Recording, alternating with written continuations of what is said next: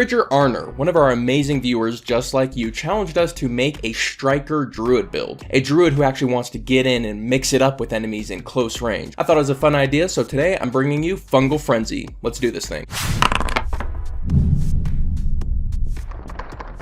Before getting started on the video, I want to tell you about the Crystals of Zth. The Crystals of Zth is a solo survival campaign made by the same people who brought us Wolves of Langston. Now, you've seen me play Wolves of Langston. I had a ton of fun playing it. It was a murder mystery, so I'm excited how they tackle doing a survival campaign with a solo campaign setup as opposed to a murder mystery. Right now, you're lucky because they have a pre-order price before it releases next month, so you're going to get a discount, and then because you're watching this video, you get an additional discount if you put in code DAILY. All the links are going to be down below, and I'm excited to play it, and I hope you guys are too. But with that, let's jump into the build. So we're talking about a Druid Striker. I feel like there's really two routes you can go with the Druid Striker. You can be a Moon Druid and just turn into a bear and go strike people in the face. And the other feature that reminds me of being a Striker is the Spores Druid Symbiotic Entity. What Symbiotic Entity does, it allows us to have temporary HP, and so long as we have that temporary HP, every single weapon attack we're dealing deals an additional d6 of damage. Now, I think Moon Druids are overused and Spores Druids are underused, so I'm going to be using the Spores Druid, but Spores Druid introduces a lot of interesting build challenges, some frustrating ones to be honest with you. Because we get more damage for every attack we hit, we want to get as many attacks as possible. That's not very doable in the Druid line. You have to multi-class in order to get a lot of attacks. But here's the thing, is if you're multi-classing out of Druid, then you're not getting enough temporary HP, and so when you're attacked, you can lose the temporary HP and lose all your damage. On top of that, it's an action to use, so you lose a whole action at the beginning of combat, and on top of that, it only lasts for 10 minutes, so you can't reliably cast it before combat. Sometimes you will be able to, but often you will not. And I would like to say that I came up with a clever way to get around all these downsides, but I didn't. These downsides are very prevalent throughout this build, and it's one of the reasons I find Symbiotic Entity frustrating, but still I want to see how much I can make it shine. In order to do that, we're going to be taking 5 levels into Beast Barbarian. We're then going to be taking the remainder in Druid. This means we're going to need at least 13 in Wisdom, but we're going to probably want to get that to at least 14, but our primary is going to be Strength, followed by our secondary Constitution. Also keep in mind we're going to want 14 Dexterity for our medium armor, so we are spread a bit thin with this build, but it is doable. As for our lineage, we're going to want someone who gives us damage resistance. The reason for that is the better we protect our temporary HP, the better our damage output is. Now there's 3 different lineages that protect our HP very well.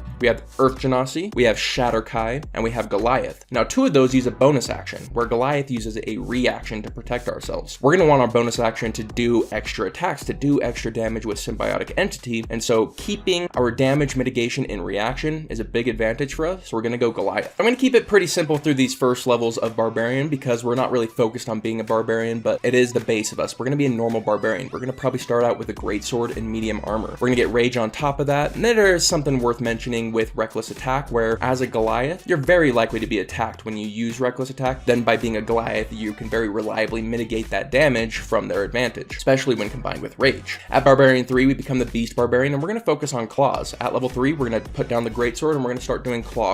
Those 2 attacks are excellent. Then at level 4, we're going to pick up Polearm Master. We're going to switch from our Claw, and we're going to start doing Glaive Pommel Strike, which is slightly better than the Claw. But the big level is level 5. At level 5, we can attack with our Glaive, and then attack with our Claw, and then attack with the Claw again, and then bonus action Pommel Strike. So we get 4 attacks at level 5. That's a ton of attacks at level 5. Now, some people are going to say you can't hold a weapon in your Claw, and that's just not true. When you're reading the Claws feature, it says you can make an attack with these claws so long as you're not holding a weapon, which means you can hold a weapon. So there's no reason you can't attack with your glaive and then let go and attack with your claw. That works just fine. It's similar to a monk attacking with a sword and letting go and punching someone in the face. Or it's similar to a barbarian who attacks with a great weapon and then lets go and attempts to grapple someone with their hand, which is totally doable. But let's say you have a really stingy DM. Well, as written, you can attack with the glaive, completely drop it, free action, claw, pick it back up, item interaction, bonus action, pommel attack. That's ridiculous, but it's still raw. But, you know, every DM has the right to decide whatever they want, so just keep in mind that your DM might say no to this, so check in with them first. But I can't really get over how strong 4 attacks is at this level, especially once we consider it has a rage bonus. So we take our strength, let's say it's a +3 right now, then we have rage, which is a +2, so we have a +5 to every hit. 4 attacks, all made at advantage because of reckless. Before we're even rolling dice, we're already doing 20 points of damage. And the amount of dice we're rolling rolling isn't small. We're rolling 4 dice at this point. Now we're just going to keep compounding this. And here's the thing about barbarians, is they really don't scale well into the late game. They scale with brutal critical, and brutal critical mathematically is just bad. So we could take a bunch of levels in barbarian and really not improve that much until we're getting to like seriously level 20. Or we can go into druid and get a ton of value front loaded, so we get way more powerful way quicker by going into druid. And the only time you could really compare them is if you went to level 20. Otherwise, the druid route is just way better. Once you got to level 20, there'd be an argument for barbarian at the very least, but it wouldn't be definitive. So how does druid help barbarian so much in these early levels? Well, level 1 kind of doesn't. We get some spell casting and we get worse armor. This is where barbarian's naked AC can come into play, because otherwise our armor might be dropping, so we can see an AC dip at this level. And we're also going to be just using spells, but we can't use them while we're raging, so something like Long Strider or Healing Word, you know, things that can be used out of combat or if in an emergency situation can be used. But we can also take spells like Entangle, and if it's a combat we really don't need to go crazy in, we can just entangle someone, never rage, go in there and smack them with our glaive and our pommel strike and be just fine. We're still a martial, we just combine it with some spell casting instead of combining it with rage. And that makes our rages go further. We only rage in the important combats. If it's something small, just throw out an entangle and get to it. Druid 2, a lot changes for us. This is where we pick up our symbiotic entity from being a spores druid. Now we're gonna have temporary HP, and this temporary HP is largely protected by being a barbarian and being a Goliath to protect it. That doesn't mean it can't be whittled through, it absolutely can. So as we go up in levels, it's gonna be better at protecting itself, but at these levels, it can be very fragile. So attempting to precast it is probably the way to go. You think, am I gonna get into combat in the next 10 minutes? If you think it's likely, just go ahead and use it. You get 2 per short rest and you can restore it on short rest. So trying to get it pre-combat is a big deal. Additionally, it's gonna give you a D6 on every single one of your attacks. So that's 4 attacks, again, all at advantage. So